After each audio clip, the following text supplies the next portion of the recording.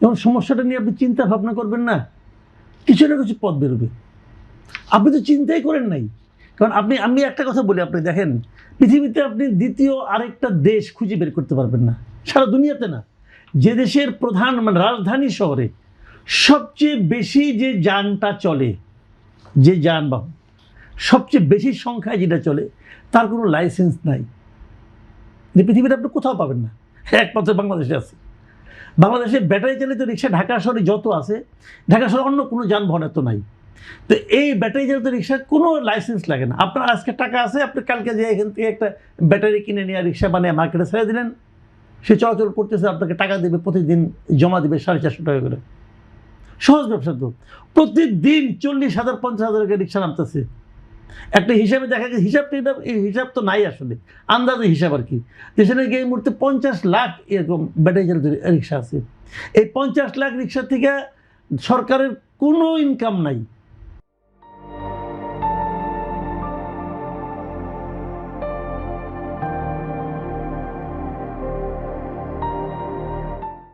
কোনো ইনকাম নাই। এরা এই রাস্তা ব্যবহার করতেছে, এই রাস্তা তো করতেছে আমার আপনার টাকা দিয়ে তো ভাই।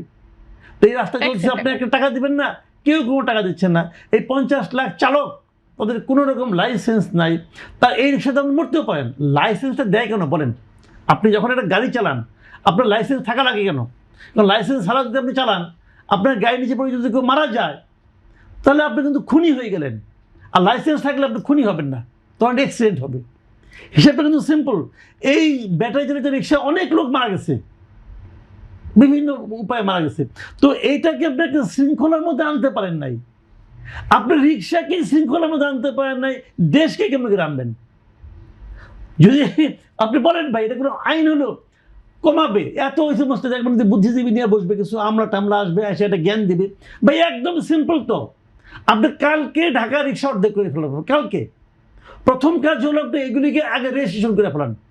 সবাইকে বলেন 10 দিনের মধ্যে তুমি তোমার আশেপাশে সিটি কর্পোরেশন হোক, পৌরসভা হোক, যেখানে হোক, তুমি যাই তোমার যে কয়টা রিক্সা আছে রেজিস্ট্রেশন করো। প্রথম কাজ এটা। এবং সেখানে মালিকের নাম, এনআইডি, মোবাইল নাম্বার, এই তিনটা তার রিক্সার পেছনে বড় করে লিখে দেন। 2 নম্বর কাজ হলো সমস্ত রিক্সাকে রং করে দেন, অর্ধেককে লাল, অর্ধেক সবুজ। রিক্সাটায় রং হবে লাল সবুজ।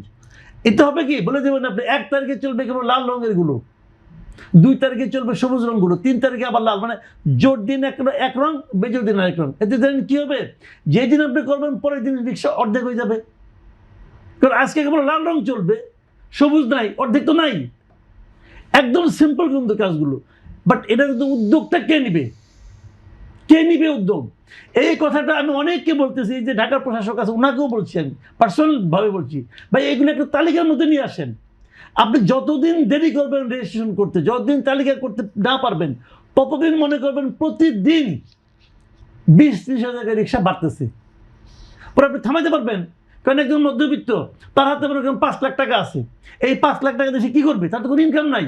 তখন সে করবে জানেন 5 লাখ টাকা দিয়ে 5টা রিক্সা দিয়ে দিবে। সে তার 5 রিক্সার থেকে মিনিমাম 2-2.5 হাজার টাকা আসবে। তার প্রতিদিন 2-2.5 হাজার টাকা আসতেছে, সে তো খুশি। এখন এইগুলো আপনি যখন বন্ধ করবেন, যে সবাই না ভাঙ্গ, তখন এই লোকগুলি ইনভেস্টমেন্ট ধ্বংস হয়ে যাবে না? এটা তো গরিব মানুষ রে ভাই। তো আপনি এগুলোকে শৃঙ্খলার মধ্যে নিয়ে আসেন। কেউ কোনো, সবাই অন্য কাজ নিয়ে ব্যস্ত। তো এইগুলো এরকম হবে। এবং এই আলটিমেটলি এটা বাড়তে বাড়তে এমন এক পর্যায়ে যে পৌঁছে আপনি থামাতে পারবেন না। তো চলছে। খালি এখানে জেলা শহরগুলি যান আপনি ভাই, জেলা শহরে করে আর রাস্তায় কোনো শৃঙ্খলা পাবেন না আপনি, এদের কারণে এত বাইরে গেছে রিক্সা। তো এটা তো চলবে।